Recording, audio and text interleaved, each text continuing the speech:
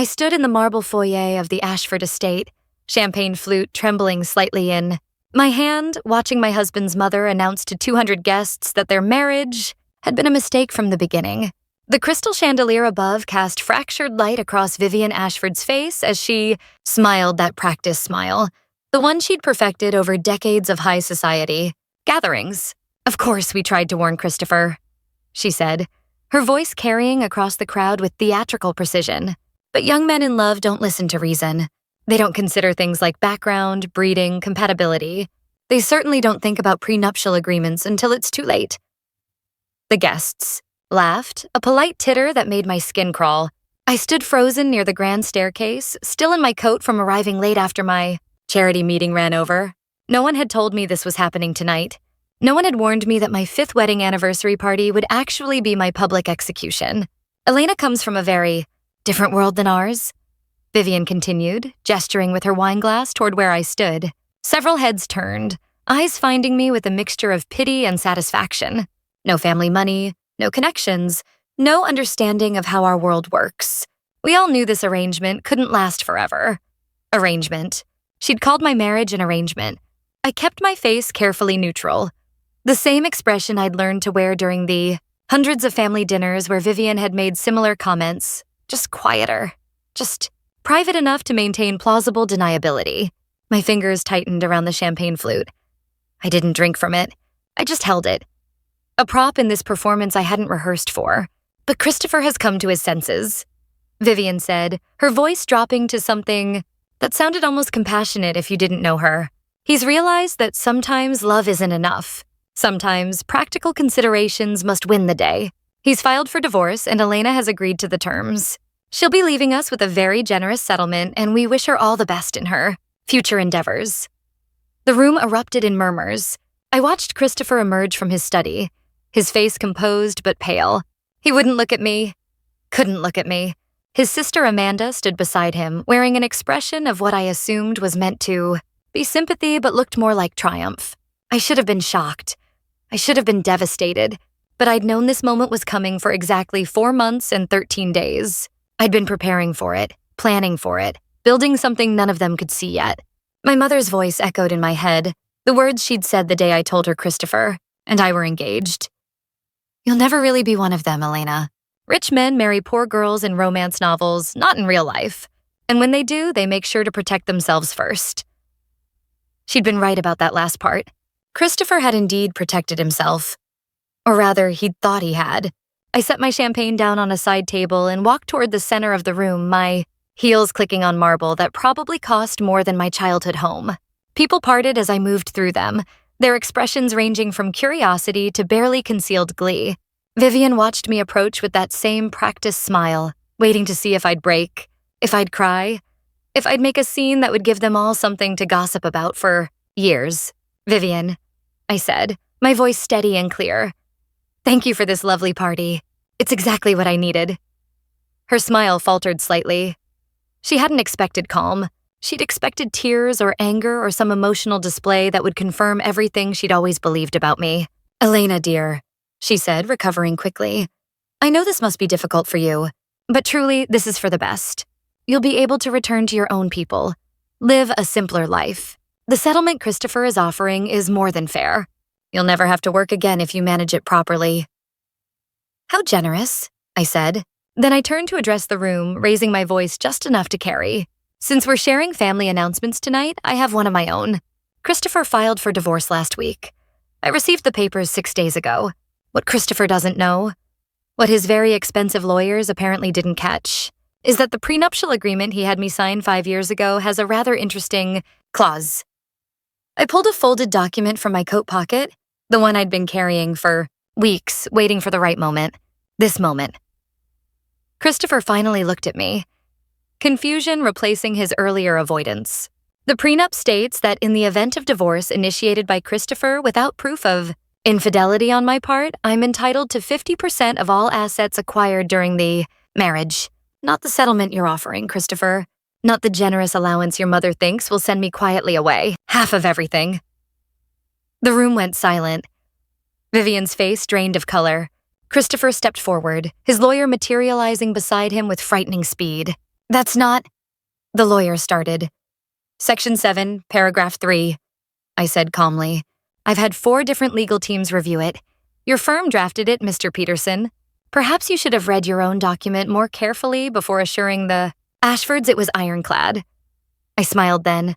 The same practiced smile Vivian had perfected. The estate, the investment portfolio, the businesses, the property holdings. Half of it becomes mine the moment our divorce is finalized. And Christopher was kind enough to file first, which means I don't need to prove anything. The clock started ticking the moment I was served. You can't, Vivian started. I can, and I will. See, here's what none of you knew. For the past 6 months, since I first suspected Christopher was having an affair, I've been working with a team of forensic accountants. They've traced every asset, every investment, every holding the Ashford family has acquired since our wedding day. The documentation is already filed with the court. The injunction preventing asset transfer is already in place. And the prenup your lawyers wrote, the one designed to protect Christopher from a gold-digging nobody like me, is going to cost the Ashford family approximately $375 million. The number hung in the air like smoke.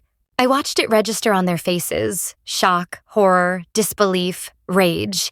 Vivian actually swayed, and someone rushed to steady her.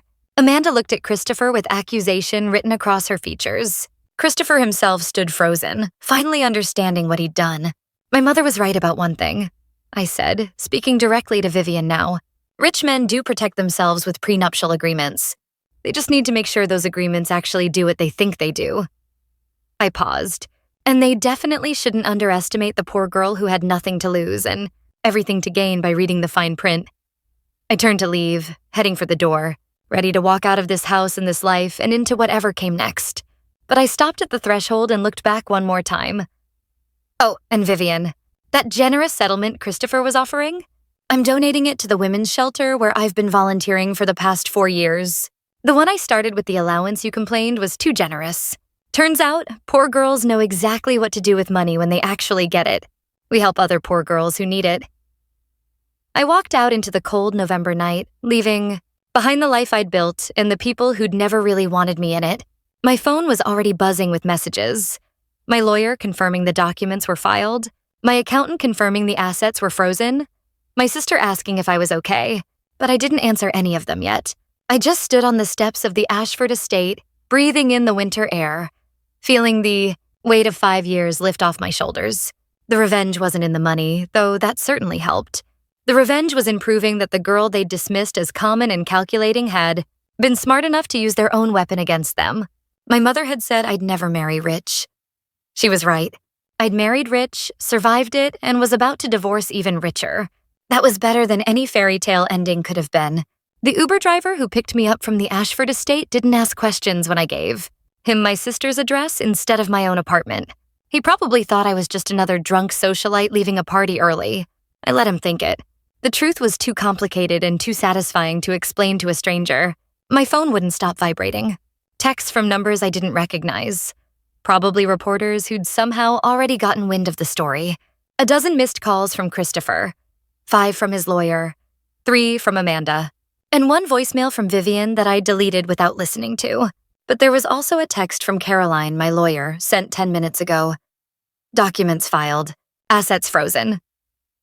You're officially the most hated woman in Manhattan High society. Well done.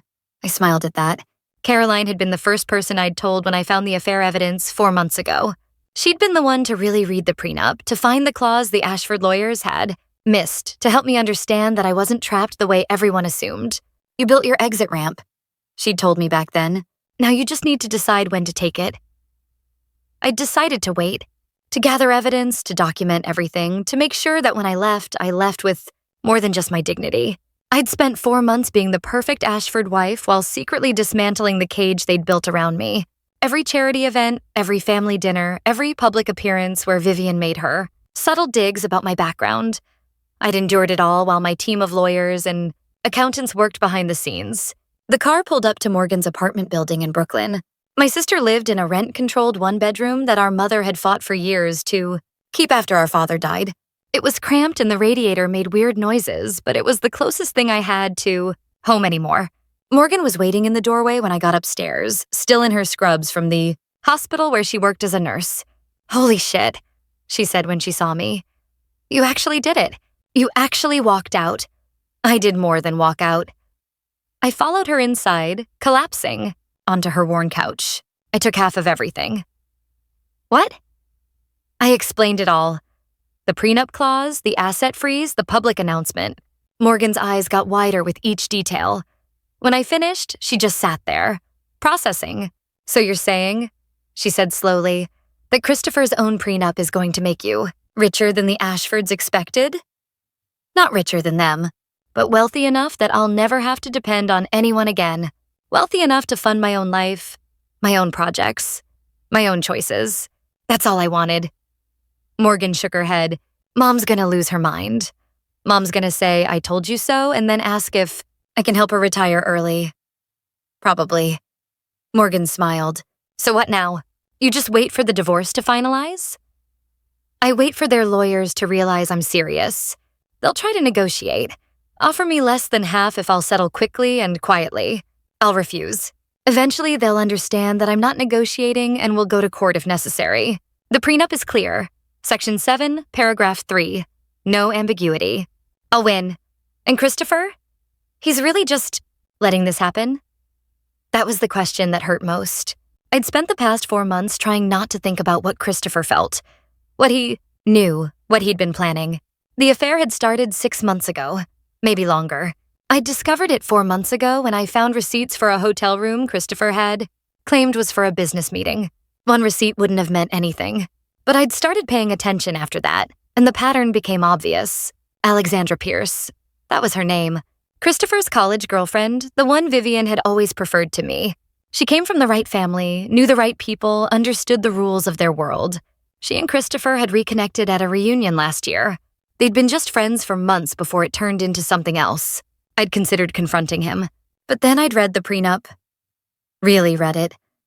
And realized confrontation wasn't the strategic move. Evidence was. Documentation was. Silence while I prepared was. He thought I didn't know, I said quietly. He thought I was too trusting, too naive, too grateful to be an Ashford to question anything. They all thought that. But you weren't? No, I was paying attention. I pulled out my phone and showed Morgan the folder I'd labeled. Evidence. Hundreds of documents, photographs, financial records, text message, screenshots. I've been paying very close attention. Morgan whistled. You're kind of scary when you're strategic. I learned from the best. Vivian's been teaching me about power plays and social manipulation for 5 years. She just never realized I was taking notes. We sat in silence for a moment. Through Morgan's window, I could see the city lights, the same view I'd grown up with, before Christopher's world of estates and charity galas. It felt strange to be back here, in this cramped apartment that smelled like Morgan's. Favorite candles and cheap takeout. Strange, but also right. Like I was remembering who I'd been before I tried to become someone else. Did you love him? Morgan asked. Christopher, did you ever really love him? I thought about that question. I'd asked myself the same thing so many times over the past 4 months. I loved who I thought he was. The man who saw me at that art gallery opening, who asked about the painting I was staring at, who seemed genuinely interested in my opinions about contemporary art and urban development and all the things I'd studied in school.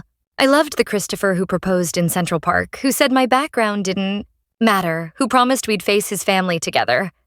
But that Christopher might not have existed. Maybe he was always performing, and I was just too flattered by the attention to see it.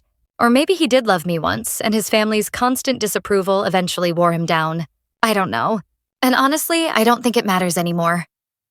Morgan reached over and squeezed my hand. For what it's worth, I always liked you better when you weren't trying so hard to fit in. With them. Yeah? Yeah. The real Elena is sharp and funny and doesn't take shit from anyone. Rich Elena was polite. Polite is expensive, I said. It cost me 5 years and almost cost me my self-respect. I'm done paying that price. My phone rang. Christopher. I declined the call. A minute later, a text. We need to talk, please. This isn't what I wanted. I showed Morgan the text. She snorted. What did he think was going to happen? That you'd just accept the settlement and disappear? That's exactly what he thought. That's what his mother told him would happen. She probably had a whole narrative prepared about the gold-digging wife who got her payout and left. Clean, simple, face-saving for everyone except me. Except you read the prenup. Except I read the prenup. I typed back to Christopher. You filed for divorce. You started this. Now you get to finish it on my terms, not yours. His response came immediately. The prenup was supposed to protect both of us. You know that. I typed, it did protect both of us. It protected you from a wife who might want your money without earning it. And it protected me from a husband who thought he could discard me without consequences. Congratulations, Christopher. We're both protected. I turned off my phone after that. There would be more calls, more texts, more attempts at negotiation. But not tonight.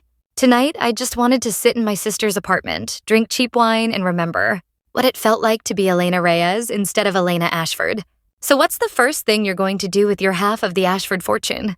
Morgan asked, pouring us both another glass. Fund the women's shelter properly. They're barely scraping by right now, and they help dozens of women every month.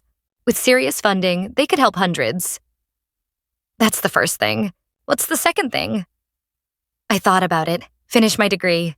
I dropped out of grad school when I married Christopher because Vivian said Ashford wives. Didn't work, and advanced degrees were unnecessary.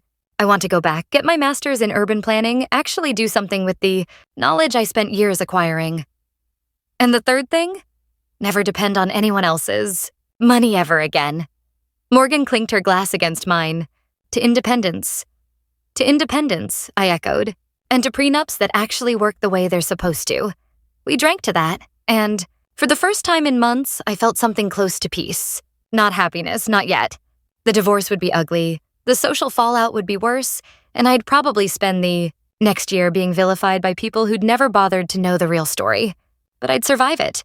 I'd more than survive it. I'd win. The next morning came too early and with too much noise. Morgan's phone was ringing before 7 a.m., which meant the story had already hit the news cycle. I rolled over on her couch, every muscle aching from a restless night of sleep, and grabbed my own phone. 17 missed calls. 43 new text messages. My social media notifications had exploded. And there, on the front page of the New York Times business section, was my face next to a headline that made me sit up straight. Ashford divorce reveals prenup loophole. Wife stands to gain $375 million. Morgan, I called. We're famous. She emerged from her bedroom, hair wild, scrubs already on for her shift. I saw. My hospital WhatsApp is going crazy. Everyone wants to know if you're really my sister. What are you telling them? That you're my hero and they should mind their business. She grinned. The article is actually pretty fair. It explains the prenup clause, mentions your charity work, and makes the Ashfords look like the arrogant idiots they are. Could be worse. I read through the article carefully. The journalist had done their homework. They'd found the prenup filing in court records, verified the asset freeze, and even included quotes from unnamed sources close to the Ashford family expressing shock and dismay at the oversight. There was a paragraph about me too. My background, my education, my volunteer work. It was strange seeing my life summarized in a few sentences, but at least they'd gotten the facts right. What worried me more were the comments.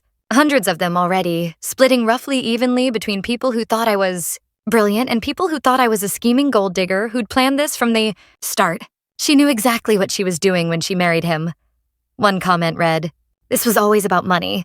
Another responded, "Good for her. Rich men have been using prenups to protect themselves forever. Why shouldn't she use the same tool?" The debate raged on. Strangers arguing about my motivations, my character, my worthiness. It should have bothered me more than it did. But after 5 years of the Ashford family debating the same things at every dinner party, I'd developed a thick skin. "Are you okay?" Morgan asked, watching me scroll. "I'm fine. I expected this."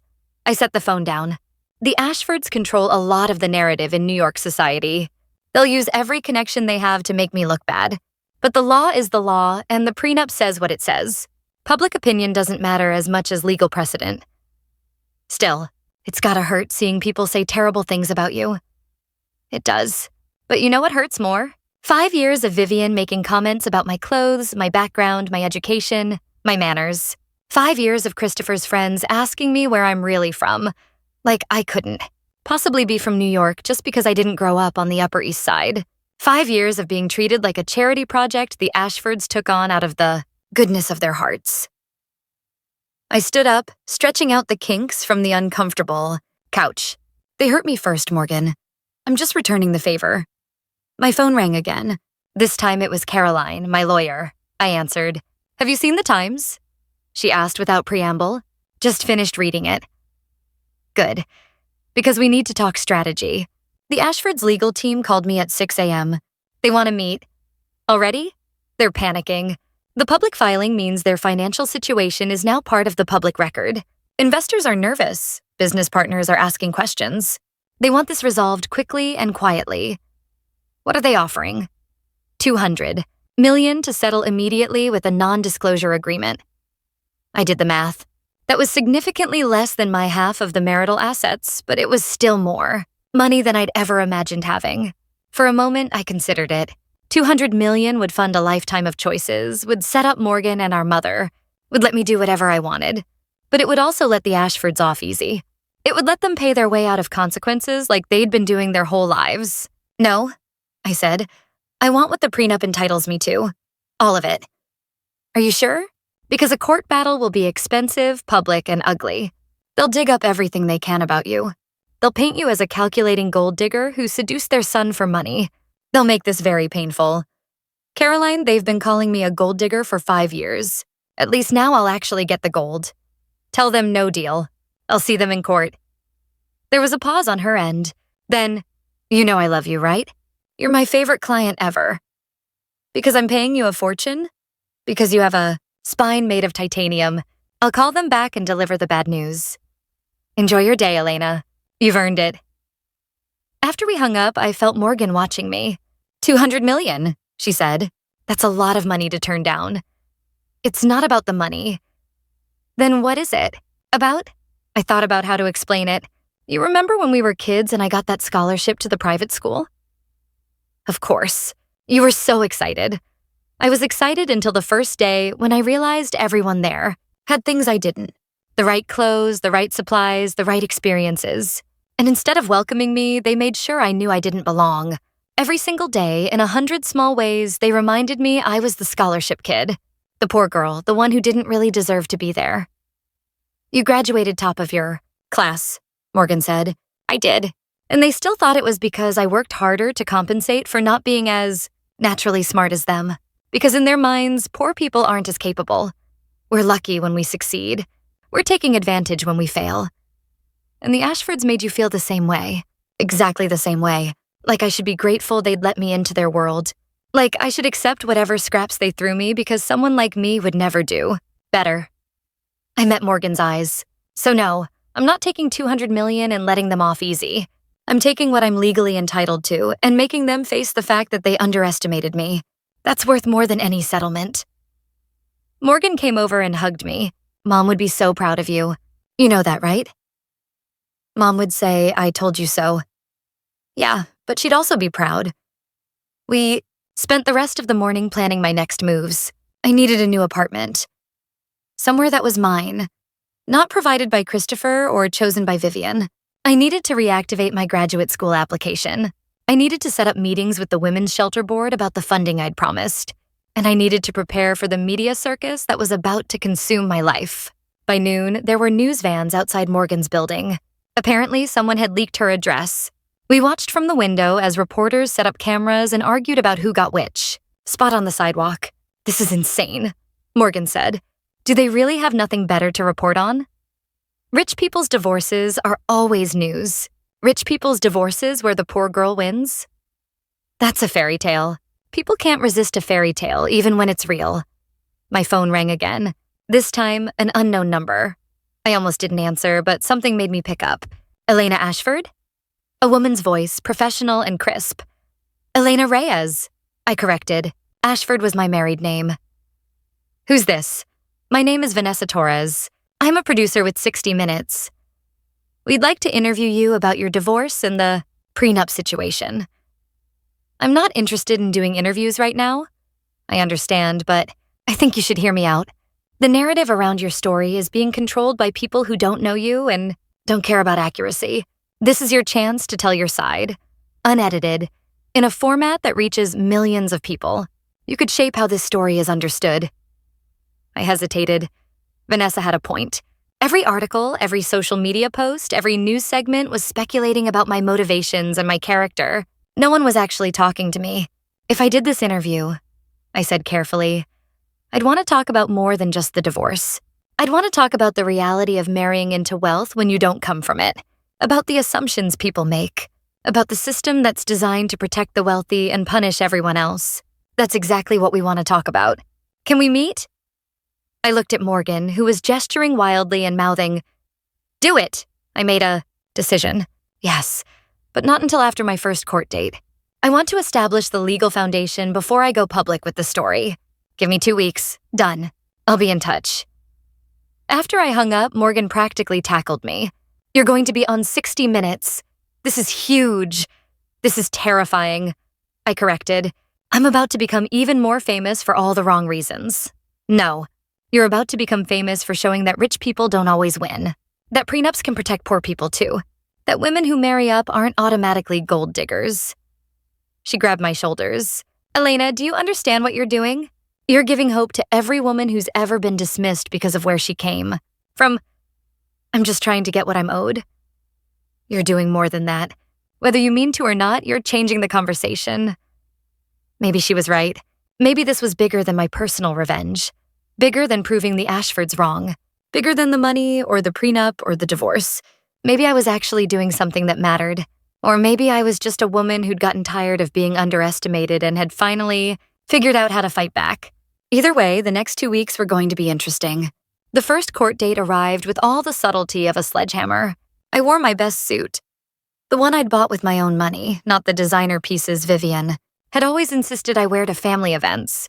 Caroline met me on the courthouse steps, surrounded by what seemed like every news camera in Manhattan. "Ready?" she asked. "As I'll ever be. Remember, don't say anything to the press. Let the court filing speak for itself. After today, we'll have established the legal framework for everything that follows." We pushed through the crowd of reporters shouting questions. I kept my head up, my expression neutral, my steps confident. I'd practiced this walk in Morgan's apartment, knowing the footage would be replayed endlessly. Everything about this process would be performative, and I needed to perform strength. Inside, the courthouse was quieter but no less tense. Christopher was already there with his legal team. 4 lawyers in expensive suits, all looking grim. He stood when he saw me, started to approach, but his lead attorney put a hand on his arm. No contact. That was probably smart. I studied Christopher's face, looking for some sign of the man I'd married. He looked tired, older somehow, like the past 2 weeks had aged him years. Part of me wanted to feel sorry for him. The rest of me remembered finding the hotel receipts, the text messages, the lies upon lies upon lies. "Ms. Reyes," the bailiff called. "The judge is ready." We filed into the courtroom. Judge Patricia Holland presided. A woman in her 60s with a reputation for no nonsense. Rulings and a low tolerance for wealthy defendants who thought they could buy their way, out of consequences. Caroline had been thrilled when we drew her for the case. The proceedings were technical and dry. Caroline presented our interpretation of the prenup, specifically Section 7, Paragraph 3. Christopher's lawyers argued that the clause had been intended to protect against one specific scenario, a contested divorce where Christopher initiated proceedings, but Elena had been unfaithful, and that applying it to this situation went against the spirit of the agreement. Judge Holland listened to both sides, asking pointed questions that made Christopher's lawyers visibly uncomfortable. Then she requested copies of all the relevant documents and announced she'd issue a preliminary ruling within the week. "However," she said, looking directly at Christopher's legal team, "I want to make one thing very clear. This court will not be swayed by the Ashford family's influence or reputation.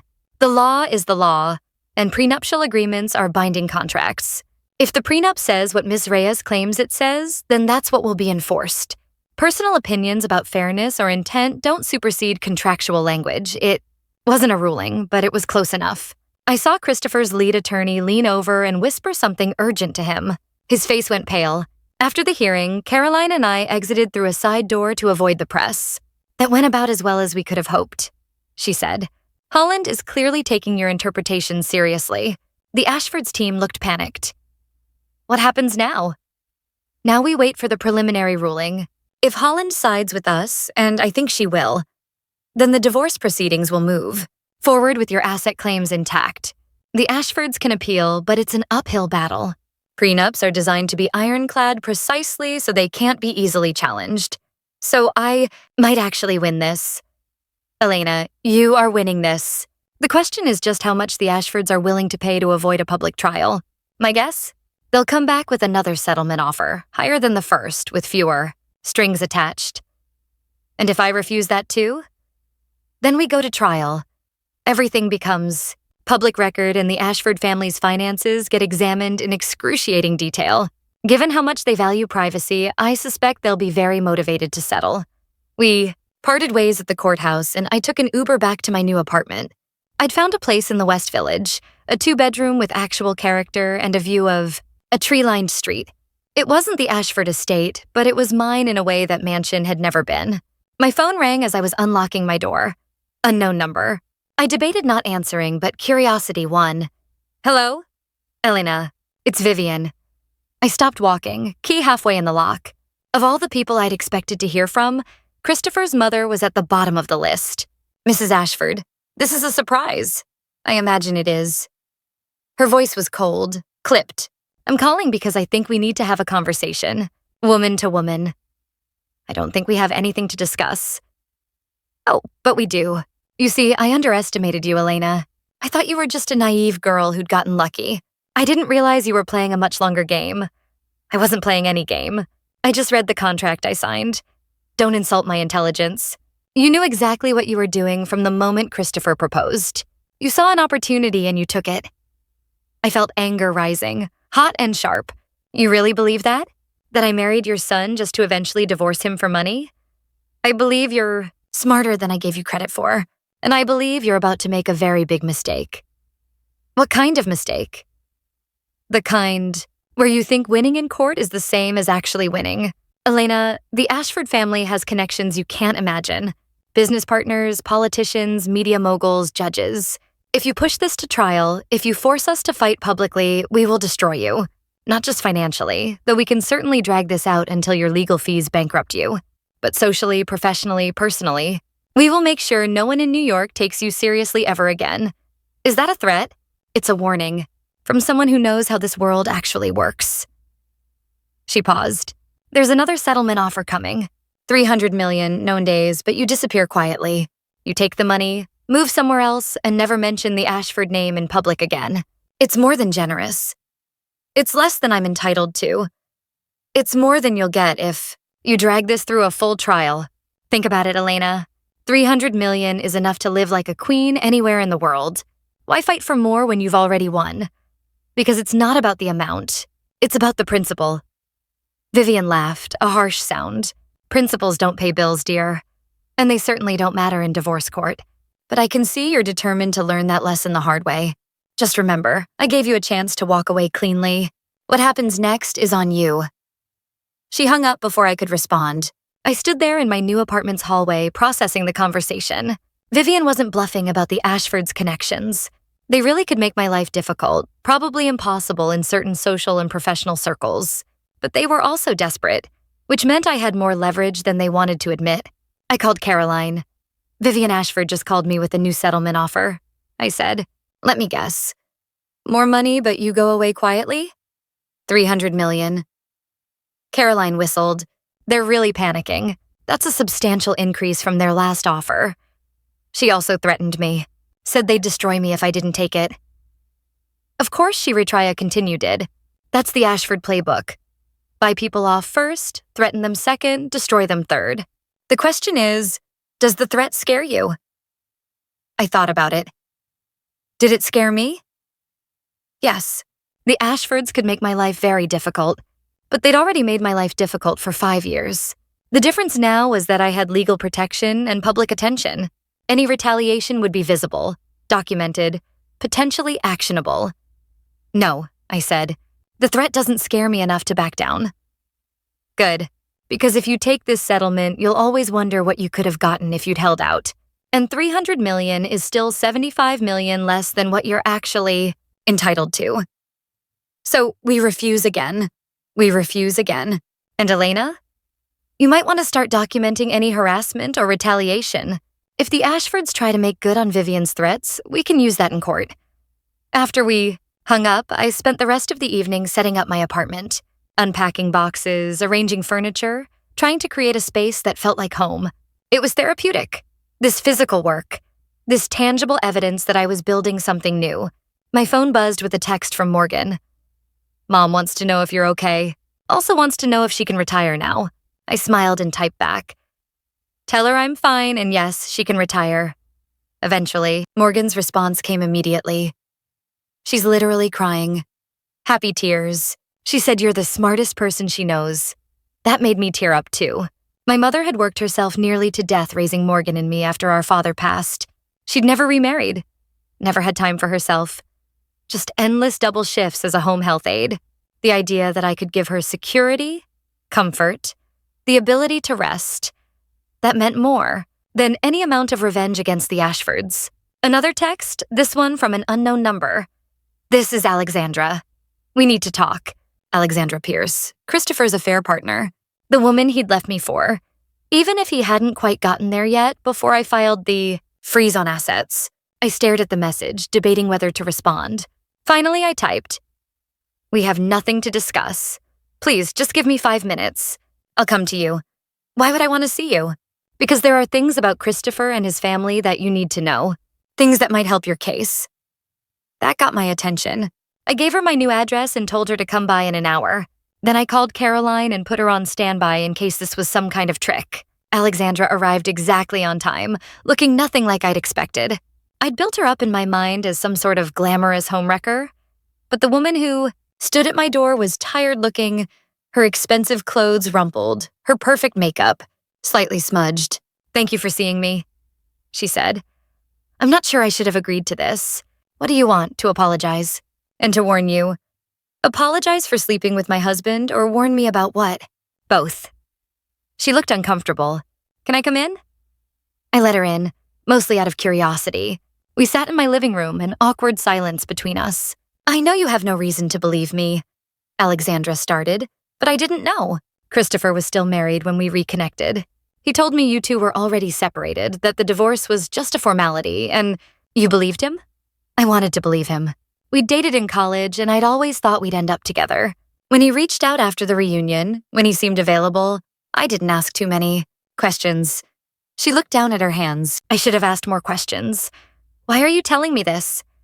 Because I found out yesterday that Christopher had his lawyers draft another prenup for me.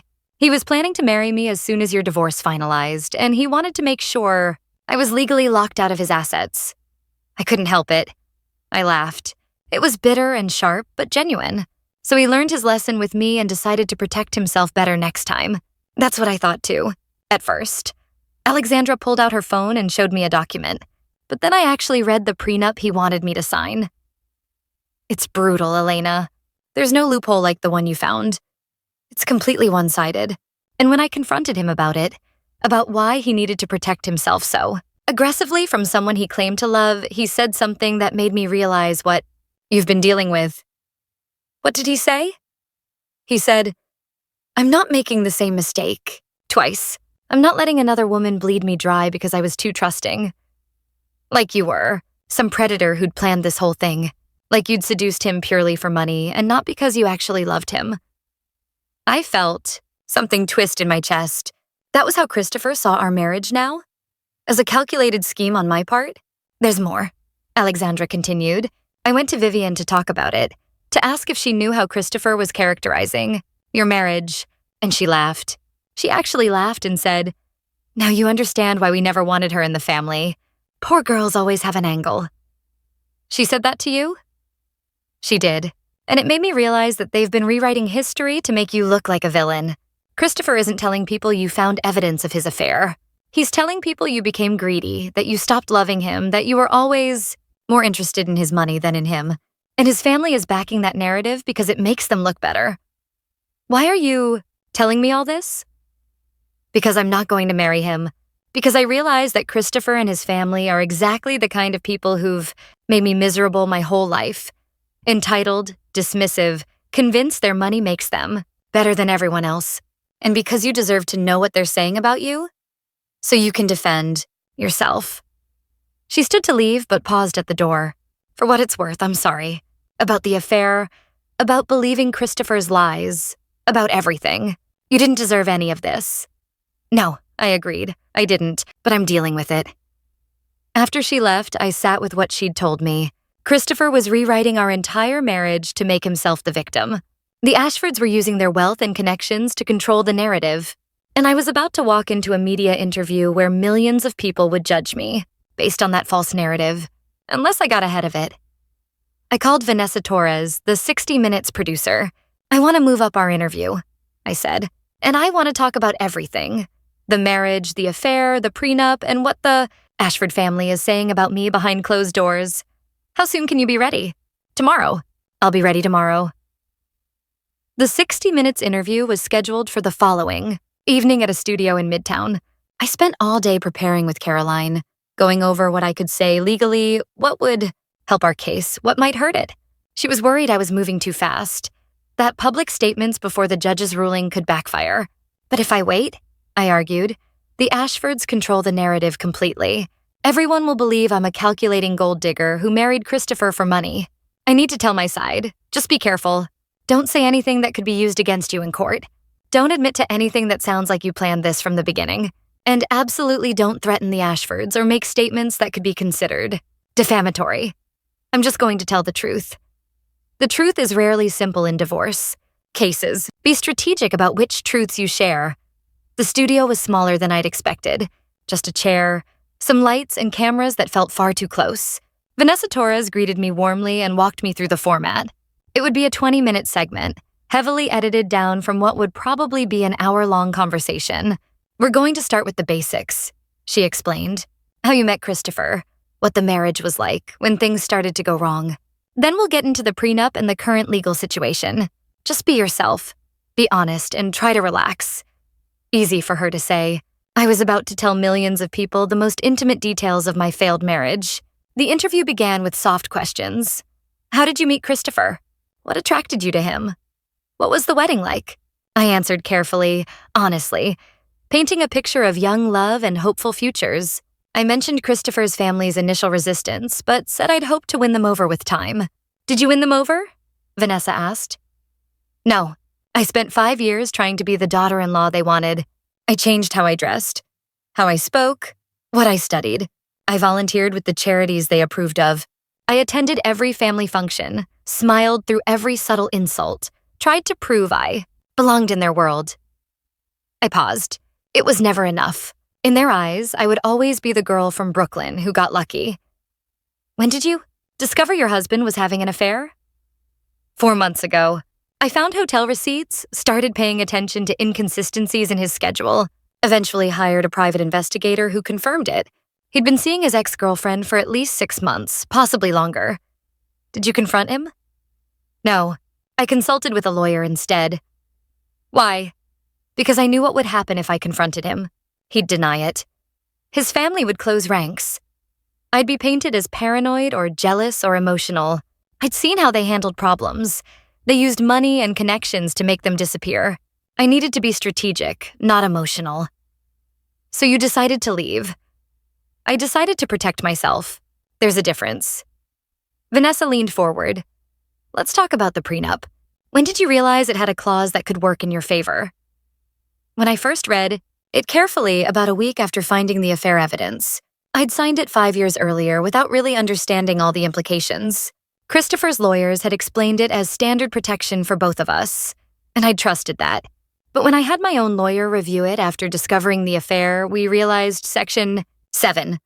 Paragraph 3 created a situation where if Christopher filed for divorce without proof of my infidelity, I was entitled to 50% of assets acquired during the marriage. Did that surprise you? Completely. I'd assumed the prenup was designed to protect Christopher from me, not the other way around. But it turns out his lawyers had drafted it to protect against a specific scenario. Christopher wanting a divorce, but me refusing. They'd included that clause to give me an incentive to cooperate by offering generous terms. They just never imagined a situation where I'd be the one wanting out and Christopher would be the one filing. So the very tool meant to protect him became your protection instead. Exactly. It's poetic, really. The Ashfords were so confident I'd never want to leave their world, they accidentally created a way for me to leave it on my terms. They're saying you planned this from the beginning, that you married Christopher knowing you'd eventually divorce him for money. Of course they are, because the alternative is admitting they underestimated me. Admitting their prenup wasn't as ironclad as they thought. Admitting their son had an affair and tried to discard me with a minimal settlement. It's easier to call me a gold digger than to acknowledge those truths. Are you a gold digger? I met her eyes directly. I'm a woman who married for love, endured 5 years of social and emotional abuse from my husband's family, discovered his affair, and decided to use the legal tools available to protect myself. If that makes me a gold digger, then I guess every woman who's ever stood up for herself in a divorce is one too. Vanessa smiled slightly. The Ashfords have offered you settlement agreements. Multiple ones, each higher than the last. Why not take the money and move on? Because it's not about the money. It's about the principle. They want me to take less than I'm entitled to and disappear quietly. They want to pay me to accept their version of events. That I was never really one of them. That our marriage was a mistake. That I should be grateful for whatever scraps they throw me. I refuse to accept that narrative. Even if refusing means a prolonged court battle. Even if it means more public scrutiny. Even then, I grew up poor, Miss Torres. I understand the value of $1 better than the Ashfords ever will. But I also understand the value of self-respect. And my self-respect is worth more than any settlement that requires me to pretend I deserve to be treated the way they treated me. What do you want people to understand? About your situation? I thought carefully about my answer. I want people to understand that prenups aren't just tools for rich people to protect themselves from poor people. They're legal contracts that should be fair to both parties. I want women who marry into wealth to know they should read every clause, understand every implication, and never sign something just because someone tells them it's standard. And I want people who judge women for marrying up to consider that maybe, just maybe, we're capable of loving someone and standing up for ourselves at the same time. One last question. Do you regret marrying Christopher? I regret that he chose to have an affair instead of working on our marriage. I regret that his family never gave me a real chance to belong. But I don't regret marrying him because those 5 years taught me exactly how strong I am. They taught me that I can survive in a world that doesn't want me. And they taught me that being underestimated is sometimes the greatest advantage you can have. The interview ended shortly after that. Vanessa thanked me and said the segment would air Sunday night. 3 days to wait. 3 days for the Ashfords to prepare their response. 3 days for me to second-guess every word I'd said. I went straight from the studio to Morgan's apartment. She'd made dinner and invited our mother, who'd taken the day off work for the first time in months. How did it go? Mom asked as soon as I walked in. I think it went well. I'll know for sure when it airs. You were brave to do it, Mom said, putting yourself out there like that, knowing people will judge you. People are already judging me. At least now they'll be judging me based on my actual words instead of rumors. We ate dinner together, the 3 of us crowded around Morgan's small table, and for a little, well, I could pretend everything was normal. That I wasn't about to be at the center of a media firestorm. That I hadn't just declared war on one of New York's most powerful families. That my life wasn't about to change irrevocably. Whatever happens, Mom said as she was leaving. I'm proud of you. Your father would be proud too. That almost broke me. My father had died when I was 15, before I'd gone to college, before I'd met Christopher, before any of this. But he'd always taught me to stand up for myself, to know my worth, to never let anyone make me feel less than I was. I'd been doing exactly that. Sunday night came too fast. Morgan, Caroline, and I gathered at my apartment to watch the segment together. Caroline had brought wine and warned me that no matter what aired, the internet response would be extreme. People will either love you or hate you, she said. There's no middle ground with stories like this. Just remember that the only opinions that matter are the judges and yours. The segment opened with dramatic music and Vanessa's voiceover. She married into one of New York's wealthiest families. He had an affair. Now she's claiming half of everything. And the prenup they thought would protect them might be her biggest asset. They showed footage of the Ashford estate, of Christopher, and me at charity events, of the courthouse steps. Then they cut to me, sitting in that studio chair, looking more composed than I'd felt. The edit was fair, showing my full answers to the important questions. They included context about the prenup clause, legal expert commentary on why such provisions exist, and even a brief statement from the Ashford family's lawyer refusing to comment on ongoing litigation. But the most powerful moment came at the end, when they played my answer about regret. Being underestimated is sometimes the greatest advantage you can have. The segment ended with Vanessa's closing. As the legal battle continues, one thing is clear. Elena Reyes is not the naive girl the Ashfords thought they married into their family, and that miscalculation might cost them hundreds of millions of dollars. My phone exploded immediately. Texts, calls, social media notifications. But the one I cared about most came from Caroline. That was perfect. Exactly the narrative we needed. Well done. The internet response was, as predicted, extreme. Team Elena and Gold Digger trended simultaneously. Think pieces appeared within hours arguing both sides. Legal analysts debated the prenup clause on morning shows. The story had taken on a life of its own, bigger than just my divorce, becoming a conversation about wealth, marriage, gender, and power. Through it all, I tried to stay centered. This was temporary noise. What mattered was the legal case, the judge's ruling, the actual outcome. Public opinion was interesting, but ultimately irrelevant. Until it became very relevant. Tuesday morning, I received a call from Vanessa Torres. Elena, I have news. 4 other women have come forward with similar stories. What do you mean? Women who married into wealthy families, signed prenups they didn't fully understand, and are now trying to divorce under terms that heavily favor their husbands. Your interview inspired them to reach out. They want to know if you'd be willing to speak with them, maybe help them understand their legal options. I sat down, processing this. 4 women? So far. And based on the response we're getting, there will be more. Your story touched something bigger than just your case. You've started a conversation about how prenups are often used to trap women, not protect both parties. After we hung up, I sat in my apartment thinking about what Vanessa had said. I'd never intended to become some kind of symbol or spokesperson. I'd just been fighting for myself. But maybe that was how change happened. One person fighting for themselves and others, seeing that fight and finding their own courage. My phone rang. Judge Holland's chambers. My heart rate spiked. Mrs. Reyes, this is Judge Holland's clerk. The judge has issued her preliminary ruling and wants both parties in her chambers tomorrow at 9 a.m. Can you make it? Yes. Absolutely yes. Good. Bring your legal team. This is an important meeting. The rest of the day passed in anxious preparation. Caroline and I went over every possible outcome, every scenario, every response we might need. But we both knew what tomorrow really meant. Judge Holland had made a decision about the prenup's validity. Everything I'd fought for, everything I'd risked, would be decided in that meeting. I barely slept that night. Every time I closed my eyes, I saw Christopher's face, Vivian's smile, the Ashford estate disappearing behind me. I saw my mother's proud expression, Morgan's support. The 4 women who'd come forward because of my interview. I'd started something I couldn't stop now. The only question was whether it would end in victory or disaster. Judge Holland's chambers were surprisingly modest. Wood paneling, leather chairs, shelves packed with legal texts. She sat behind a large desk, reading glasses perched on her nose, a thick file open in front of her. Christopher and I sat on opposite sides of the room, our lawyers between us like referees. He still wouldn't look directly at me. I wondered if it was guilt or just strategy. His lawyers had probably told him that any emotional display could be used against him.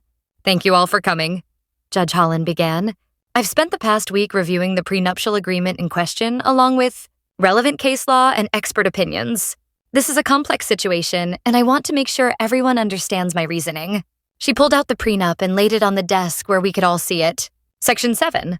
Paragraph 3 states clearly that in the event of divorce proceedings, initiated by Christopher Ashford without proof of infidelity or abandonment by Elena Ashford, Elena is entitled to 50% of all marital assets acquired during the marriage. The language is unambiguous. There is no caveat about intent or special circumstances. It simply states a condition and an outcome. Christopher's lawyer started to interrupt, but Judge Holland held up a hand. I've read your arguments about the spirit of the agreement versus the letter of the law, and while I understand the Ashford family's position that this clause was intended to apply only in specific circumstances, that intention is not reflected in the actual contract language. Prenuptial agreements are binding precisely because they're supposed to be clear and specific.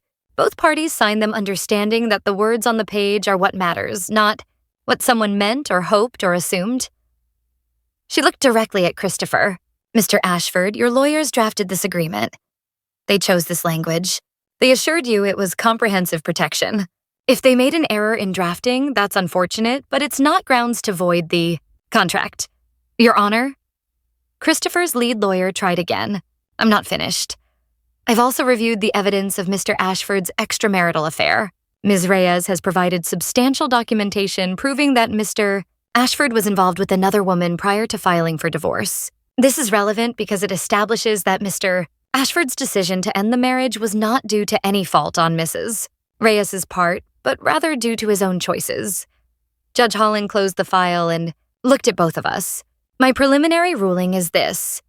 The prenuptial agreement is valid and enforceable as written. Elena Reyes is entitled to 50% of all assets acquired during the 5-year marriage. This includes real estate, investment portfolios, business interests, and any other holdings accumulated during that time. The court will appoint forensic accountants to properly value these assets, and both parties will have the opportunity to contest valuations through proper legal channels. Felt Caroline's hand on my arm, squeezing gently. We'd won. The prenup was valid. My interpretation was correct. However, Judge Holland continued, I want to address something else. Mrs. Reyes, I saw your interview on 60 Minutes. While I understand your desire to tell your story, I want to caution you about making further public statements until this matter is resolved. The court of public opinion is not the same as a court of law and inflammatory. Statements could complicate proceedings. I understand, Your Honor, Mr. Ashford. The same applies to you and your family. I've seen reports of the Ashford family making statements characterizing Ms. Reyes in unflattering terms. This needs to stop. Both parties will conduct themselves with dignity, or I'll consider sanctions. She stood, signaling the meeting was over. You have 2 weeks to file any objections to this preliminary ruling. After that, we'll schedule a hearing to finalize asset valuations and complete the divorce proceedings. I expect this to be resolved within 60 days. Is that clear? We all nodded. Outside the chambers, Caroline pulled me into a tight hug. You did it. You actually did it. We did it, I corrected. I couldn't have fought this without you. What are you going to do now? Call my mother. Call Morgan. And then, I don't know. Wait for the Ashfords to make their next move, I guess. That move came faster than expected. As Caroline and I were leaving the courthouse, we were approached by a man in an expensive suit who introduced himself as Thomas Ashford, Christopher's father. Ms. Reyes, could I have a moment of your time? I glanced at Caroline, who shrugged. 5 minutes, I said. We found a quiet corner away from the press and curious onlookers. Thomas Ashford looked uncomfortable. His usual confidence dimmed. I owe you an apology, he said. My wife, my son, our lawyers, we all made assumptions about you that were wrong. We thought we knew what kind of person you were, what you wanted, how you'd behave. We were wrong about all of it. Why are you telling me this? Because I've spent 30 years building the Ashford family's reputation and business. I've made a lot of money, accumulated a lot of power, but I've also made mistakes, and this, how we treated you, is one of my biggest. You want me to settle. I want to offer you something different than a settlement. I want to offer you respect. He pulled out a folder. This is a proposal. The full 50% you're entitled to under the prenup, plus a formal apology from the Ashford family, plus an endowment in your name to fund the women's shelter you've been supporting. In exchange, you agree to a quick, quiet finalization of the divorce with no further public statements. I took the folder but didn't open it. Why would you do this? Your wife made it very clear she'd rather fight than give me anything. My wife is proud, too proud to admit when she's wrong. But I'm a businessman, and I know when I'm beaten. You've won, Ms. Reyes. Fighting further just costs us both more time, more money, more public exposure. I'm proposing we end this professionally and move on with our lives. I need to review this with my lawyer. Of course, take your time. But Elena, may I call you Elena? I nodded. You impressed me. Not many people can stand up to my family's pressure and win. Whatever happens next, I hope you use that strength well. The world needs more people who refuse to be pushed around. He left, and I stood there, with the folder, not sure what to think. An apology from Thomas Ashford was unexpected. Genuine respect was even more surprising. Caroline and I reviewed the proposal over lunch at a quiet restaurant. It was comprehensive and fair. Maybe more than fair. Everything I was entitled to. The apology I'd wanted. The charitable endowment I'd hoped to create. The only requirement was a mutual non-disparagement clause and an agreement to keep the financial details confidential. This is a good offer, Caroline said. Better than I expected. Thomas is right. They've lost, and this is them conceding gracefully. What about Vivian? Will she really agree to a public apology? She'll do what Thomas tells her to do. For all her social power, he controls the family finances. If he says this is how it ends, this is how it ends. I thought about it. I'd wanted justice, not just money. I'd wanted the Ashfords to acknowledge what they'd done, how they'd treated me, the assumptions they'd made. This proposal gave me that, wrapped in a legal agreement that protected both sides. I need to think about it, I said finally. Take your time. But Elena, between you and me, this is probably the best outcome you'll get. Fighting further just prolongs the pain for everyone. That evening, I met with Morgan and my mother at my apartment. I showed them the proposal and explained what it meant. $375 million, Mom said, staring at the number.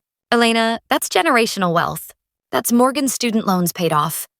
A real house for me. Security for your whole life. I know, so why do you look uncertain? Because I'm not sure if this is victory, or if I'm still being managed. The Ashfords are offering me money to go away quietly. Isn't that exactly what I said I wouldn't do? Morgan shook her head. It's different now. Then you hadn't won in court yet. You were being offered less than you deserved in exchange for silence. Now, you're being offered exactly what you're entitled to, plus extras, plus an apology. You already won the public battle. The 60 Minutes interview already told your story. Taking this deal doesn't erase that. She's right, Mom added. You proved your point. You stood up for yourself. You showed that prenups can protect poor girls too. Taking this settlement doesn't make you weak. It makes you smart. I wanted to believe them, but part of me still wanted to fight. Wanted to drag the Ashfords through a full trial. Wanted to make them suffer the way they'd made me suffer. That impulse toward revenge was strong. But was it productive? Or was it just pride disguised as principle? I need to be alone for a while, I said, to really think about this. After they left, I stood at my apartment window, looking out at the city I'd grown up in. Somewhere out there, Christopher was probably feeling relieved that this might end soon. Vivian was probably furious but resigned. Thomas was probably already working on the PR strategy to minimize damage to the family reputation. And me? I was trying to figure out who I wanted to be on the other side of this. My phone rang. Vanessa Torres. Elena, I'm following up about those women who reached out. Would you be willing to meet with them? Share your experience, maybe help them understand their options? I don't know if I'm the right person for that. My situation is pretty unique. That's exactly why you're the right person. You showed that it's possible to fight back and win. These women need to know that. Can I think about it? Of course. But Elena, I'll say this. You've already become a symbol whether you wanted to or not. The question is whether you're going to embrace that role or run from it. After we hung up, I thought about those 4 women. How scared they probably were. How trapped they felt. How desperately they needed someone to show them a path forward. I'd been where they were. Afraid. Uncertain. Wondering if fighting was worth the cost. But I'd had Caroline, I'd had Morgan and my mother, I'd had resources and education and just enough stubbornness to refuse to give up. What if I could be that support for other women? I made my decision. The next morning, I called Caroline. I'll take the Ashfords' offer on one condition. The mutual non-disparagement clause gets an exception. I can't make negative statements about the Ashford family, but I can discuss my experience in general terms as it relates to prenuptial agreements and divorce law. I can help other women understand their legal options. I just can't specifically trash the Ashfords. They might not agree to that. Then we go to trial. This is my line. I won't be silenced from helping other women just because it might make the Ashfords uncomfortable. Caroline called back 2 hours later. They agreed. Reluctantly, but they agreed. Thomas convinced Vivian that letting you advocate generally about prenups is better than fighting you publicly for months. We can start drafting the final agreement. Good.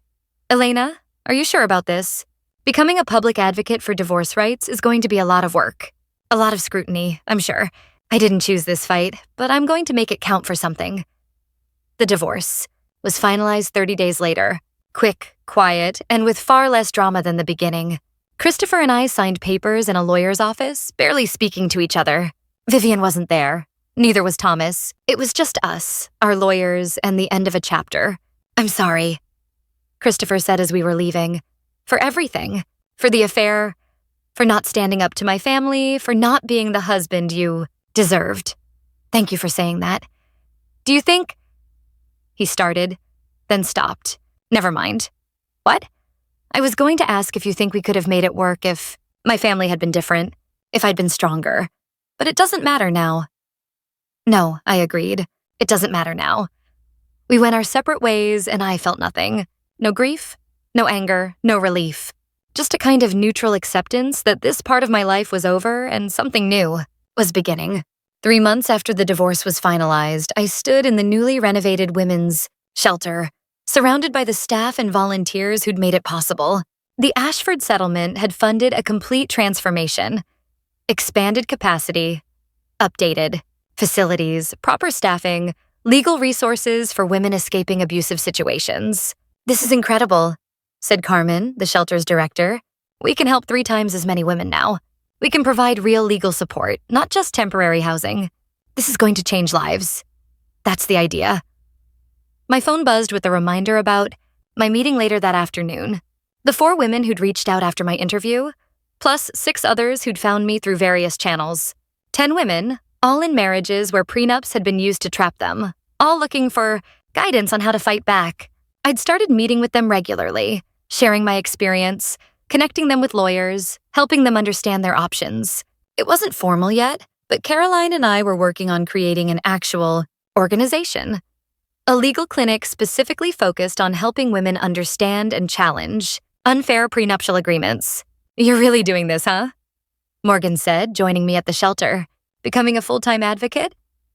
Looks like it. I went back and finished my master's degree last month.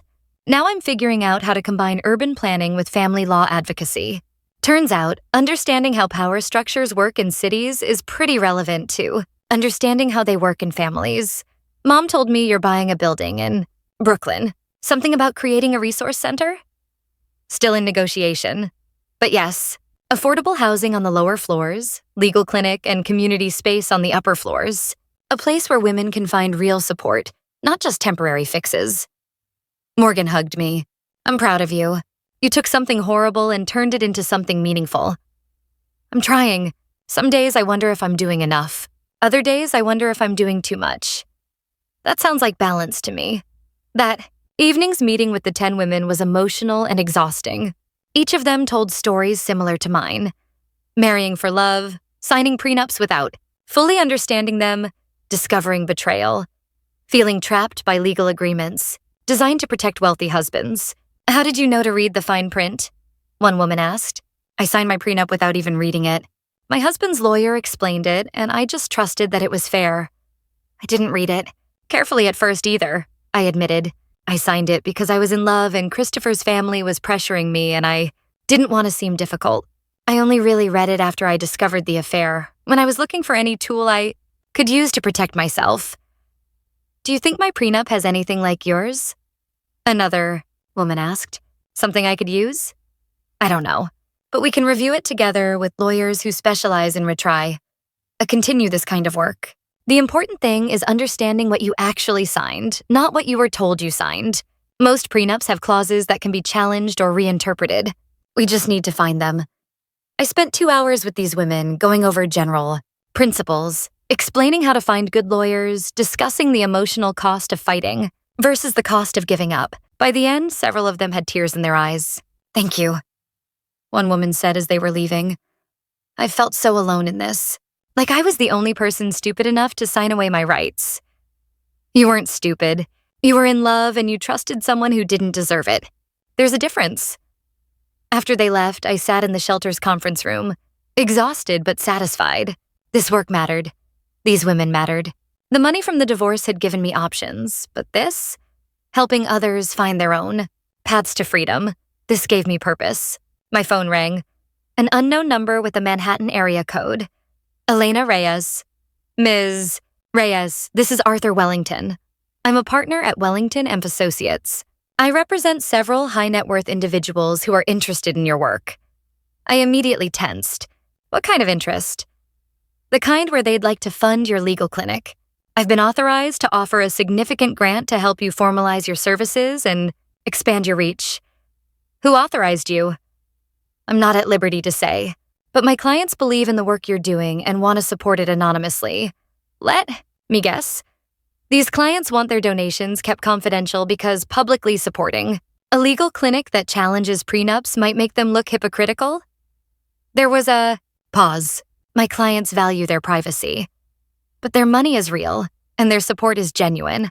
Would you be willing to meet to discuss the details? I thought about it. Money was money, regardless of where it came from. If wealthy people wanted to fund a legal clinic that helped other wealthy people's wives challenge unfair agreements, that was their guilt to process. Fine. But I need to know one thing. Is this coming from the Ashford family? No.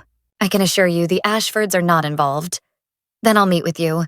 But I'm bringing my lawyer, and any agreement will be structured to protect the clinic's independence. I won't take money that comes with strings attached. Understood. I'll have my office contact you to schedule a meeting. After he hung up, I called Caroline.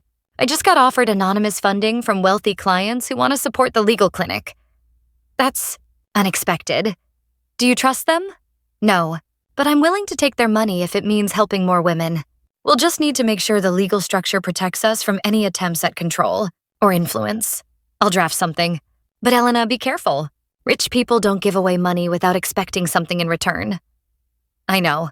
I'm married into wealth for 5 years. I understand exactly how this works. The meeting with Arthur Wellington took place a week later in his firm's conference room. He brought 2 other partners and presented a proposal for a $5 million grant to fund the legal clinic for 3 years. This is a substantial commitment, I said, reviewing the paperwork. What do your clients expect in return? Nothing beyond what you're already doing. The grant has no restrictions on your work, no requirements about who you help or how. The only condition is that the donors remain anonymous. Why? Because they believe this work is important but controversial. They don't want their support to become a distraction from the actual mission. Caroline, and I reviewed the agreement carefully. It was remarkably clean. No hidden clauses, no requirements that could compromise the clinic's independence, no reporting obligations beyond standard financial auditing, just money freely given with complete anonymity. This seems too good to be true, Caroline whispered during a break. It does, but I can't find the catch. Maybe there isn't one. Maybe someone with money and a conscience actually wants to help. We accepted the grant.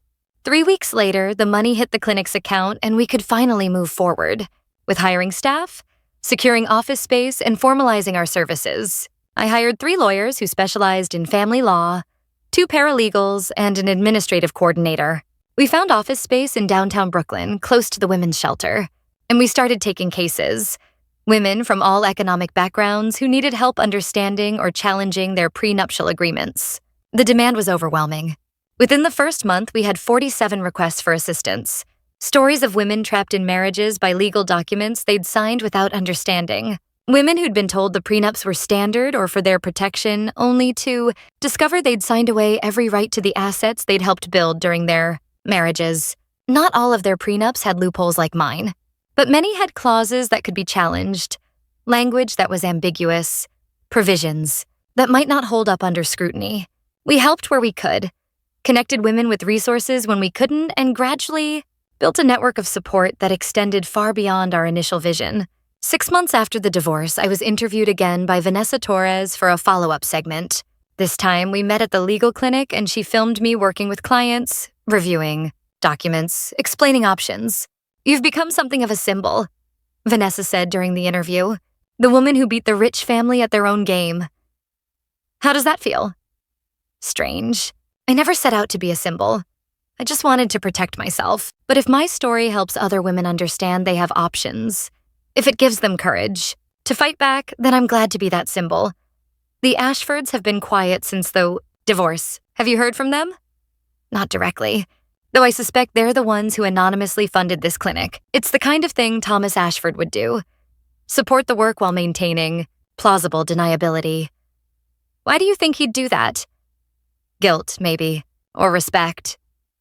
He told me once that I'd impressed him by standing up to his family. Maybe this is his way of acknowledging that what I'm doing matters, even if he can't publicly admit it. And Christopher? Any contact there? None. We've both moved on.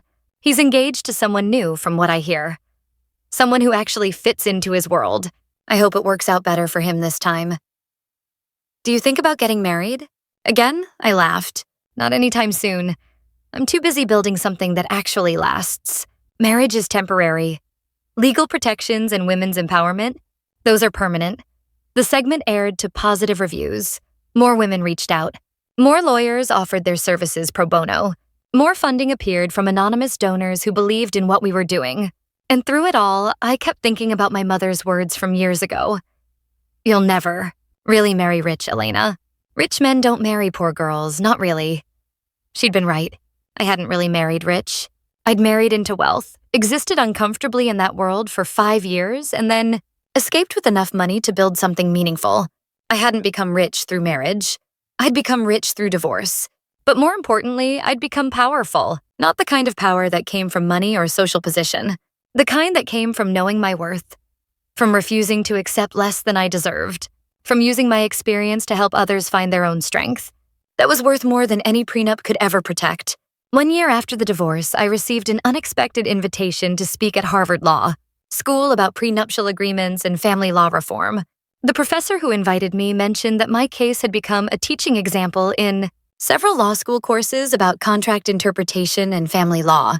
Your case demonstrates perfectly how precise language in contracts matters, she explained over the phone.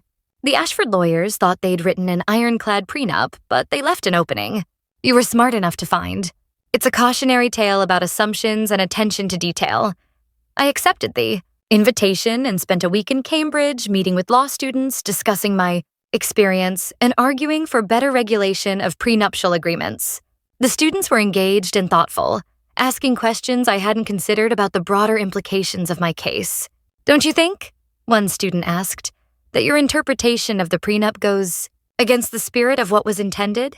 That you're essentially gaming the system? The system was designed by wealthy people to protect wealthy people, I answered. Prenuptial agreements overwhelmingly favor the spouse with more assets going into the marriage.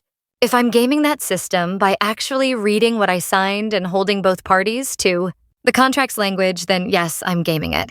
But I'd argue that wealthy people have been gaming the divorce system for decades. I just did it better. Another student raised their hand. What advice would you give to someone about to sign a prenup? Read it, every word. Hire your own lawyer, not someone recommended by your partner or their family. Understand what you're signing, what rights you're keeping, what rights you're giving up. And if something feels unfair, negotiate. The worst thing you can do is sign something you don't understand because you're afraid of seeming difficult or untrusting. But doesn't that kill the romance? Starting a marriage by negotiating legal protections? Marriage is a legal contract as much as it's a romantic partnership. People who pretend otherwise end up in situations like mine. Betrayed, trapped, and fighting in court. I'm not saying don't marry for love. I'm saying don't let love make you stupid about legal realities. The students laughed at that, and the conversation continued for another hour. Afterward, several students approached me with their own stories. Parents who'd been destroyed by bad prenups, friends in similar situations, their own fears about future marriages. You've made this topic real for them, the professor told me. Family law can seem abstract until you put a human face on it. Thank you for sharing your experience so honestly.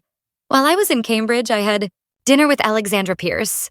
She'd reached out a few months ago, and we'd developed an unlikely friendship based on our shared experience of being underestimated by the Ashford family. How's your new relationship? I asked over wine at a small Italian restaurant. Good. Really good, actually. He's not wealthy, which is refreshing. He's a teacher, and he thinks I'm the most interesting person he's ever met. She smiled. I never thought I'd be grateful for how things turned out with Christopher, but I am. That situation taught me what I actually value in a partner. Have you talked to him at all, Christopher? No. I heard he got married again, though. Quick wedding, very private. His new wife signed a prenup that apparently makes mine look generous. He learned his lesson then, in the worst way possible. He doesn't trust anyone now. He treats every relationship like a potential financial threat. She paused. I feel sorry for him, honestly. He's so afraid of being taken advantage of that he can't actually connect with anyone. That's what happens when you let fear make your decisions instead of integrity. We talked for hours about relationships and money and the strange experience of being publicly discussed by people who didn't know us. Alexandra had gotten her share of internet hate after our connection became public. People calling her a homewrecker and worse. How do you deal with it? She asked. The constant judgment, the think pieces, the strangers who think they know everything about you based on one story. I remember that their opinions don't actually affect my life. The people who matter, my family, my friends, the women I help at the clinic, they know the real story. Everyone else is just noise. I'm trying to adopt that mindset. It's harder than it sounds. It is, but it gets easier with practice. When I returned to New York, I found a letter waiting at my apartment. Expensive stationery, no return address. Inside, a handwritten note. Elena, I want you to know that the anonymous funding for your clinic did come from the Ashford family. Thomas convinced the board to make it a charitable priority. We can't publicly support what you're doing. It would raise too many uncomfortable questions about our own practices. But privately, I think what you're building matters. You proved me wrong about many things. I'm trying to learn from that. Vivian, I read the letter 3 times, trying to process it. An apology of sorts, or at least an acknowledgement. Vivian Ashford, the woman who'd made my life miserable for 5 years, was admitting she'd been wrong. It didn't erase what had happened. Didn't make the pain of those years disappear. But it was something. A recognition that I'd won not just legally, but morally. I filed the letter away and got back to work. The legal clinic continued to grow. By the end of the first year, we'd helped 93 women. Some challenges were successful, others weren't. But every client left understanding their legal situation better than when they'd arrived. That knowledge, that empowerment was almost as valuable as winning in court. I also started writing. A book about my experience, but more broadly about how prenuptial agreements work. How to negotiate them fairly, what red flags to watch for. My publisher said it could become a resource for anyone entering marriage with significant wealth disparities. You're creating a manual for surviving what you survived. My editor said, that's powerful. I'm creating a manual so fewer people have to survive it in the first place. 2 years after the divorce, I was back on 60 Minutes for another follow-up. Vanessa Torres wanted to document how the legal clinic had evolved and what impact the case had on family law more broadly. Several states have introduced legislation requiring both parties to have independent legal counsel before signing prenups. She explained during the interview. Legal experts cite your case as a catalyst for this reform. How does that feel? Vindicating. If my experience helps create systemic change, if it makes the system fairer for everyone, then everything I went through was worth it. You've become wealthy from the divorce settlement. How has that changed your life? It's given me freedom. Freedom to work on projects I care about without worrying about funding. Freedom to help my family. Freedom to take risks on things like the legal clinic that might not have been possible otherwise. But honestly, the money itself matters less than what I've been able to do with it. Your mother retired, I understand. She did. After 35 years of working multiple jobs, she finally gets to rest. That alone makes everything worth it. And your relationship with the Ashford family? Where does that stand now? Complicated. We're cordial when necessary.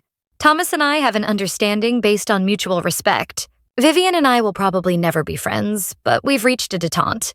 Christopher and I don't communicate at all, which is probably healthiest for everyone. Any regrets? About the divorce?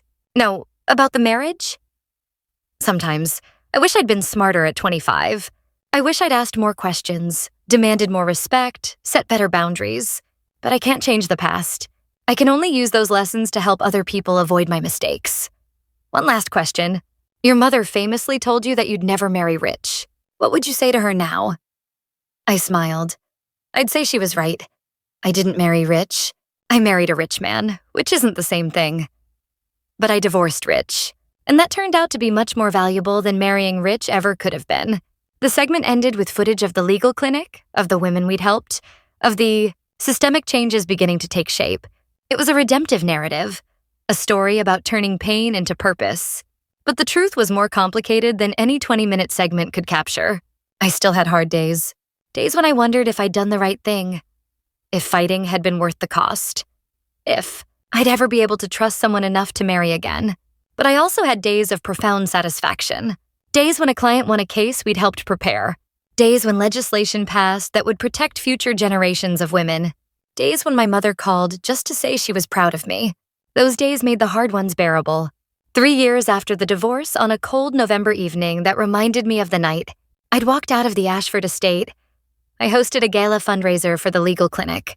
The event was held at a boutique hotel in Brooklyn, deliberately not in Manhattan, where the Ashfords and their social circle dominated. 200 guests attended. Lawyers, activists, women we'd helped, donors who believed in our mission. Morgan was there with her fiancé. My mother wore a dress I'd bought her, looking more relaxed than I'd seen her in years. Caroline came with her wife, both of them celebrating the clinic's success. 3 years ago, I said in my speech I was standing in a different ballroom being publicly humiliated by my husband's family. Tonight, I'm standing here celebrating the fact that we've helped over 300 women understand and challenge unfair prenuptial agreements. That's what turning pain into purpose looks like. The audience applauded. I continued, talking about our expansion plans, the new office we were opening in Los Angeles, the partnerships we'd formed with law schools to train the next generation of family law attorneys. We're not just changing individual cases, I said. We're changing the system that created those cases in the first place. Every woman we help, every lawyer we train, every piece of legislation we support.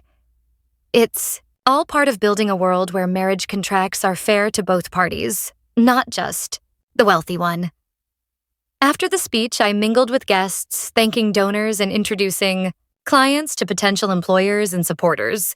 The energy in the room was electric, hopeful, the kind of atmosphere that came from people who believed they were part of something meaningful. Near the end of the evening, I noticed a familiar face across the room. Christopher.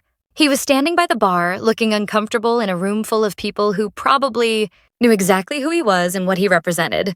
I debated ignoring him. We hadn't spoken in 3 years and I'd been fine with that distance. But curiosity won out. I walked over. Christopher, I didn't expect to see you here. I wasn't sure I should come, but I wanted to see what you'd built, and I wanted to apologize properly. You already apologized. At the divorce signing, I apologized for the affair, for being weak, but I never apologized for letting my family treat you the way they did, for not standing up for you when it mattered, for making you fight alone. I studied his face. He looked different. Older, more tired, but also somehow more genuine than I remembered. Why now? Why 3 years later? Because I got divorced again. My second marriage lasted 18 months. And in the process of that divorce, I realized how my fear and my family's influence had poisoned my ability to actually trust anyone. I treated my second wife the way my family treated you. With suspicion, with control, with the assumption that she was only with me for money. It destroyed us. I'm sorry to hear that. Don't be. I deserved it. But it made me understand what you went through. The constant questioning of your motives. The feeling that nothing you did would ever be enough the way money became this weapon used to keep you in line. I'm sorry I put you through that. I'm sorry I let them put you through that. Thank you for saying that. What you're doing here? He gestured around the room.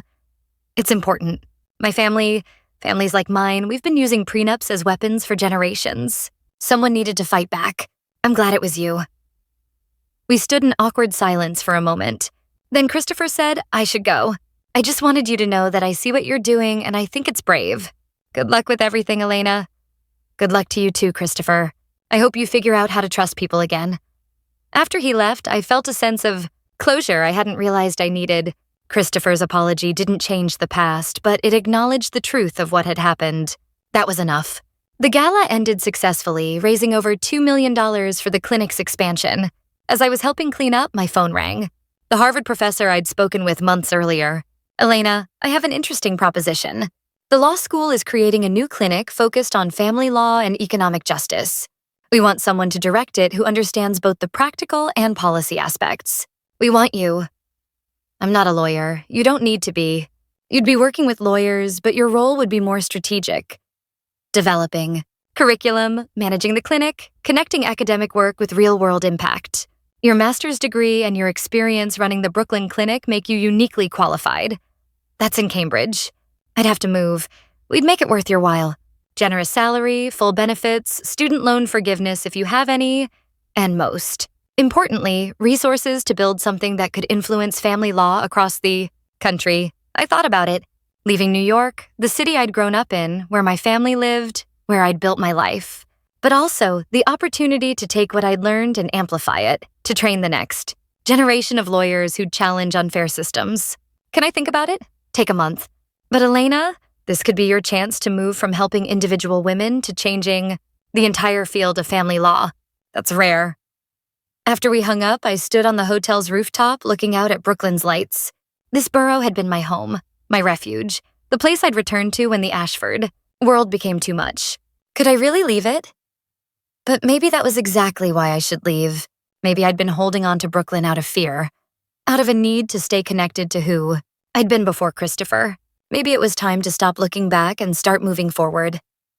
I called Morgan. Harvard wants me to direct a family law clinic. I'd have to move to Cambridge. That's amazing. Are you going to take it? I don't know. It feels like leaving everything I've built here. Elena, the work you've built isn't geographically bound. The legal clinic here will keep running. Your book is everywhere. The women you've helped are everywhere. Taking this job doesn't erase any of that. It extends it. You make it sound so simple. It is simple. You're scared of change because the last big change in your life, marrying Christopher, went badly. But this is different. This is you choosing your future, not someone else's family choosing it for you. She was right. I'd been so focused on building something stable, something that couldn't be taken away, that I'd forgotten about growth, about evolution, about the fact that stability wasn't the same as stagnation. I spent the next few weeks consulting with the clinic's board, my staff, the women who depended on our services. Everyone said the same thing. Take the job. They'd manage without me. This was too good. An opportunity to pass up. You taught us how to do this work, my lead attorney said. Now go teach more people. We'll hold down the fort here. I accepted Harvard's offer with one condition. I'd return to Brooklyn monthly to check in on the clinic and maintain my connection to the work I'd started. They agreed immediately. 3.5 years after my divorce, I moved to Cambridge. Small apartment near campus, office with a view of the law school courtyard. Students who were eager to learn about family law and economic justice. It was a new chapter, a new challenge, a new way of doing the work I'd committed to. But I also kept my Brooklyn apartment, kept my weekly calls with my mother, kept my connection to the place and people who'd supported me through the hardest years of my life. I was moving forward, not leaving behind. 5 years after the divorce that changed my life, I sat in my Harvard office preparing for a lecture on prenuptial agreements and contract law. My book had been published to strong reviews and was being used in law schools across the country. The Brooklyn Clinic was thriving under new leadership. The Harvard Clinic had helped establish 3 satellite programs at other law schools. My phone rang. An unknown number, which I almost didn't answer, but something made me pick up. Elena Reyes, this is Judge Patricia Holland. I hope I'm not disturbing you. Judge Holland. No, not at all. This is a surprise. I'm calling because I've been following your career since the Ashford case. The legal clinic, the Harvard position, the legislative work. You've made quite an impact. Thank you. I'm trying. I'm calling because I'm retiring next year.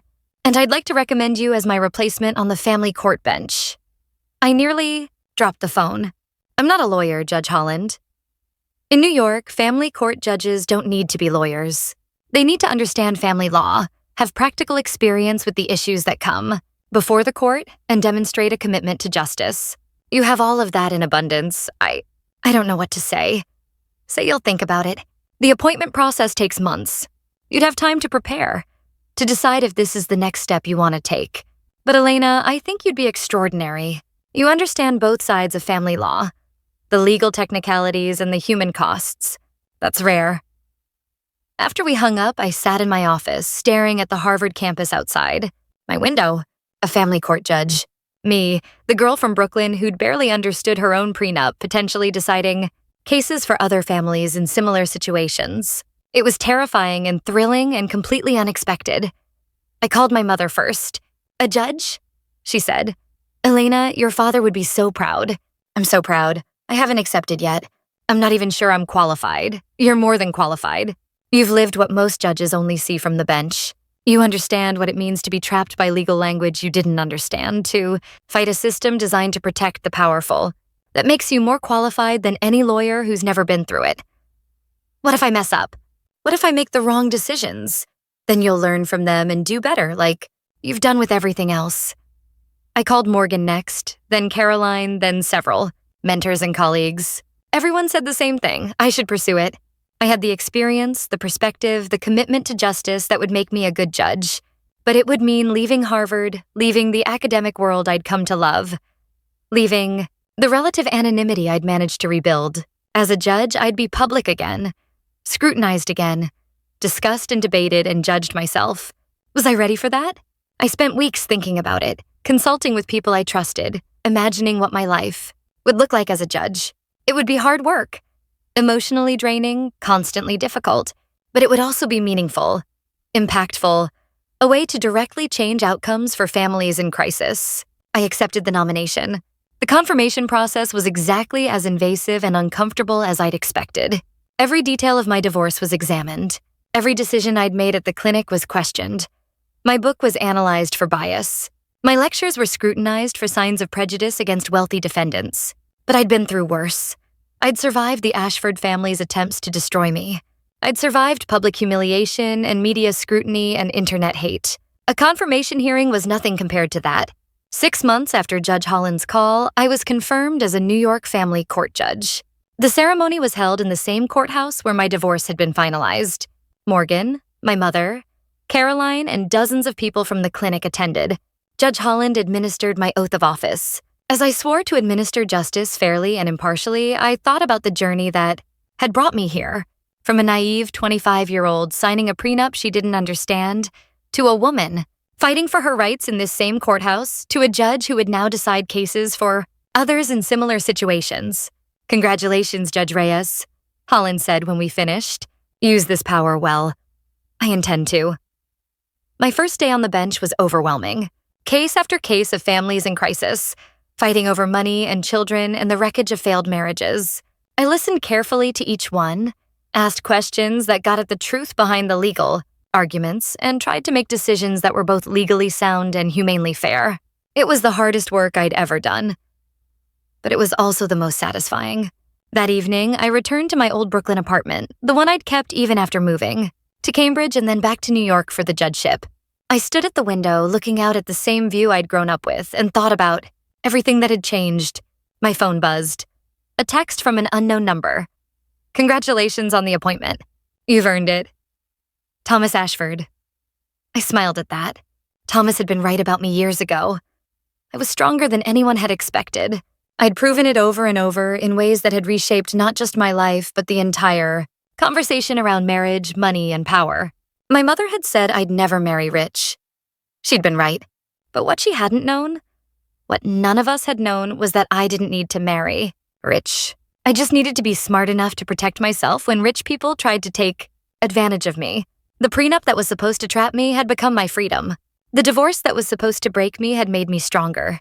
The family that underestimated me had accidentally funded the work that would help thousands of other women they'd never meet. That was the real victory. Not the money, though, that certainly helped. Not the vindication, though that felt good. But the fact that I'd taken the worst experience of my life and used it to create something meaningful, something that would outlast the gossip and the headlines and the scandal.